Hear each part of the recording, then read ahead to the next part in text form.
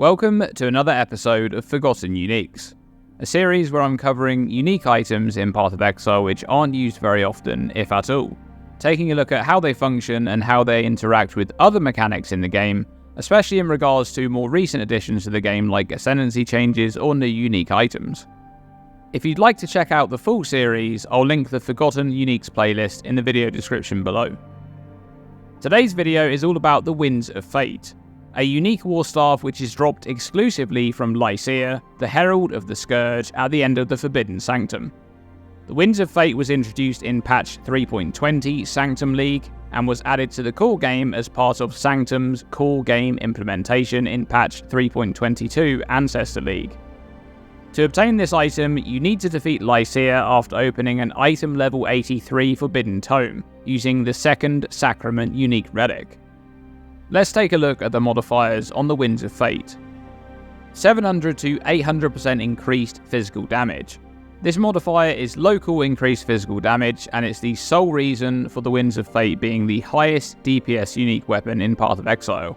And even when this modifier rolls a minimum of 700% increased physical damage, the DPS on the Winds of Fate only barely dips below 4 digits, sitting at around 990 DPS with 20% quality. However, because this is such a large amount of this stat gained from a single modifier, you could make use of a Tempering Orb to gain an enchantment which increases explicit physical modifier magnitudes. These enchantments can roll many different outcomes with varying value increases, so you may need to use several Tempering Orbs until you find the right enchantment. You can obtain up to 15% increased physical modifier magnitudes, and as long as you're still able to equip the weapon with the higher attribute requirements, or if you can afford to lose some sockets in your build, you'll be able to make use of this enchantment for more damage on the weapon.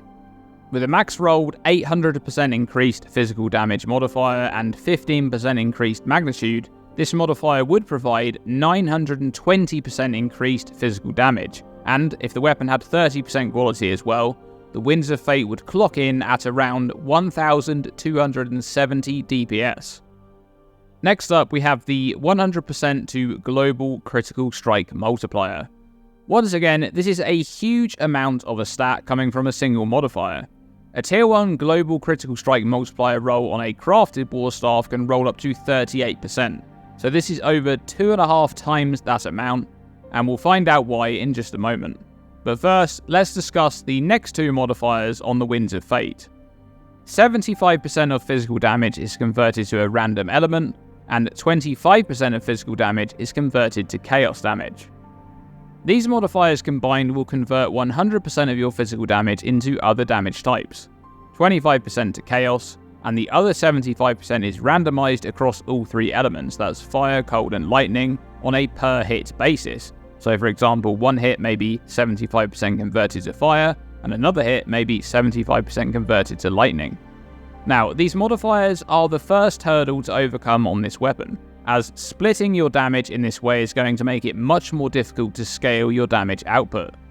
Damage conversion is a mechanic which has a conversion priority system and a conversion scaling system. Damage conversion has a priority based on the source of the conversion modifier. Modifiers to damage conversion which come from skill gems, or the support gems that those skills are linked to, are known as skill type conversion, which has higher priority over non-skill conversion, for example from equipped gear or the passive skill tree. When modifiers to damage conversion of a type of damage exceed 100%, they will be scaled down so that the total is 100%. However, skill type conversion takes priority and won't be scaled if possible. Let's look at an example to showcase this priority and conversion scaling in action. Let's say a character is using a physical damage ability linked to physical to lightning support, which converts 50% of physical damage to lightning damage. They're also using Replica Innsbury Edge for 50% of physical damage converted to chaos damage, and crafted gloves with a veiled modifier and an Eldritch Implicit for a combined total of 50% of physical damage converted to cold damage. The character has 150% damage conversion for the physical damage using this ability, and therefore it must be scaled down to 100%. The physical to lightning support is considered skill type conversion and takes priority. The other damage conversion modifiers are coming from equipped gear, and these must be scaled down so that the total conversion would be 100%. Therefore, the end result is the physical damage ability having 50% conversion to lightning, 25% to cold, and 25% to chaos. Conversion priority is a very important mechanic to utilize with the Winds of Fate to potentially bypass all of the conversion that this item provides by ensuring that you have 100% of your physical damage conversion coming from skill type conversion modifiers. For example, Frozen Legion is an ability which summons statues around the character, and each statue attacks once with Frozen Sweep. Frozen Sweep converts 100% of your physical damage to cold damage, and because 100% of physical damage conversion is coming from a skill type conversion, it takes priority, preventing any non-skill conversion modifiers for physical damage from having any effect, such as the ones on the Winds of Fate. Frozen Legion's damage output is also limited by its cooldown rather than your attack speed, as each statue will attack only once when created, so it has a decent synergy with the Winds of Fate having high hit damage but low attack speed. Okay, before we discuss some more skill options, we should first cover the remaining two modifiers on the Winds of Fate. Maximum critical strike chance is 50%, and non-critical strikes deal no damage. Alright, these are the big limiting factors on this item, and this is why it's allowed to have such high DPS and global critical strike multiplier. The first modifier prevents your critical strike chance from exceeding 50%, whilst the second will make it so that any of your non-critical strike hits deal no damage. Essentially, this means that if you were to use this item normally, let's say you were playing an attack build with 100% hit chance and your critical strike chance was capped out at that 50% maximum. On average, for every hit where you land a critical strike and deal damage, there's another hit which doesn't crit and deals no damage, and that's really bad. So how do we get around this problem? Well, you could make use of a very rare stat, Lucky Critical Strike Chance. Lucky is a modifier which rolls something twice, choosing the favourable outcome. If you have a 50% chance to score a critical strike, and you also have Lucky Critical Strike Chance, that 50% chance will be rolled twice, effectively providing 75% chance to critically strike. Lucky Critical Strike Chance can be obtained via the Veiled modifier on belts, which makes your critical strike chance lucky while you're focused. The unveiled version of this modifier also has some increased cooldown recovery rate for focus, allowing focus to have a better uptime and therefore improving the effectiveness of this modifier. You can also obtain Lucky Critical Strike Chance from the Dance with Death Timeless Keystone. This keystone will also make your damage with critical strikes lucky as well, but the cost of this keystone is very high, preventing you from using a helmet and making the damage from any incoming enemy critical strikes lucky as well. Okay, so Lucky Critical Strike Chance is good, but what about a way to guarantee a critical strike? Some of you may remember If and Jeff's build of the week involving the Plume of Pursuit. This unique helmet has a lot of synergy with the Winds of Fate. However, it's all about critical strikes with spells, so you need to be using this combination on an Inquisitor with the Instrument of Virtue Ascendancy notable for Battle Mage, a modifier which grants your main hand weapons damage as added spell damage. The Plume of Pursuit then makes it so that non-critical strikes deal 80% less damage, which is irrelevant because the Winds of Fate already prevents our non-critical strikes from dealing any damage. Then, spell skills always deal critical strikes on final repeat, and spell skills cannot deal critical strikes except on that final repeat. The terminology repeat is referring to spell echo, which makes spells repeat when cast. The Always Critical Strike modifier overrides the Maximum Critical Strike modifier on the Winds of Fate. So by using this helmet with the Winds of Fate on an Inquisitor with Battle Mage, you can use a spell without scaling your critical strike chance, because the final repeat of that spell is guaranteed to always be a critical strike. Meanwhile, you'll gain all of the physical damage on the Winds of Fate as added spell damage from Battle Mage. However, this gets really interesting with Hydrosphere, which is what If and Jeff was using in his build of the week.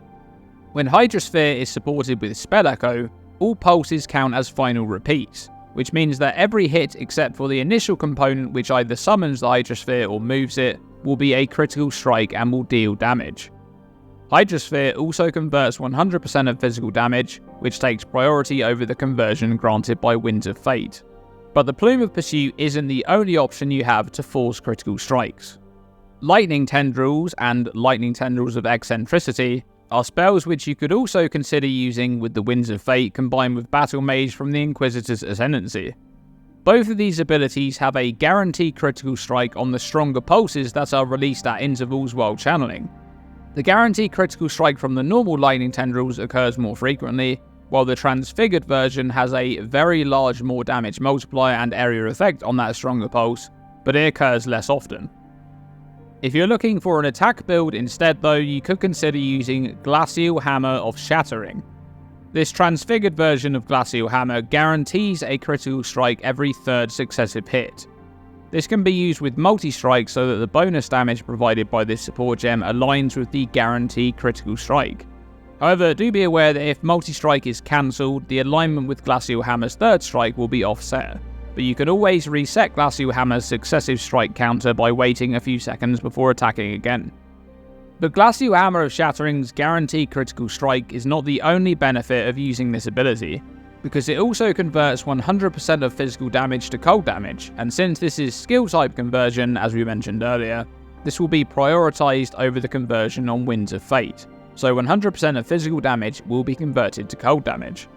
And since this is going to be a very large amount of cold damage with a guaranteed critical strike, you can capitalise on inflicting freeze with things like Heat Shiver, which will provide extra damage against frozen and chilled enemies. For even more synergy, you can make use of the Berserker's Blitz Ascendancy notable.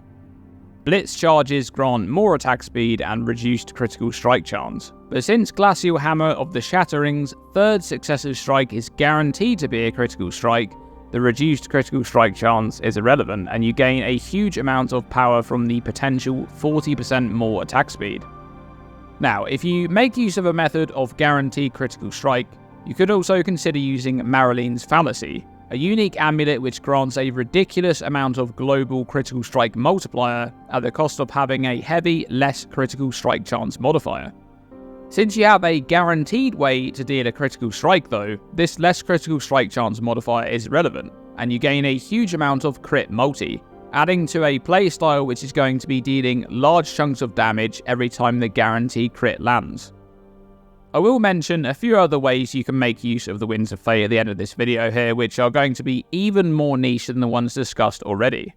Destructive Link is a link ability which makes the linked target have some bonus critical strike multiplier, but it also makes that target have a main hand critical strike chance equal to yours. The character using the link skill could use Tripanon for 100% main hand critical strike chance, and Destructive Link would actually override the maximum critical strike chance modifier on the Winds of Fate, so there's some potential use case there in a duo setup, or even an Animate Guardian setup. But as I said, that's extremely niche and likely not all that useful.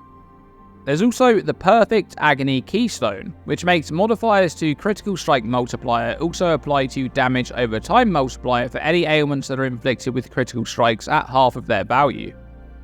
This could be used in an Ignite setup, where you can essentially bypass the problem of having non-critical strikes deal no damage, because your Ignite can last long enough between each landed critical strike. Okay, so the Winds of Fate is being used by about 6 characters across all leagues in Necropolis, so why isn't it used more often? Well, just like many of the unique items in this series, the Winds of Fate is extremely niche in the type of builds that it can be used in. The critical strike and conversion modifiers on this item really shoehorn it into a very particular setup, as a lot of the gear slot options and even ascendancy choices or skill choices will be forced, leaving little room for customization. Thank you to these wonderful people for the ongoing support of my channel. If you enjoy the content I make here on YouTube, you can join them by becoming a patron. All of the information can be found by following the link in the description below. Thanks for watching this video, and I'll see you in the next one.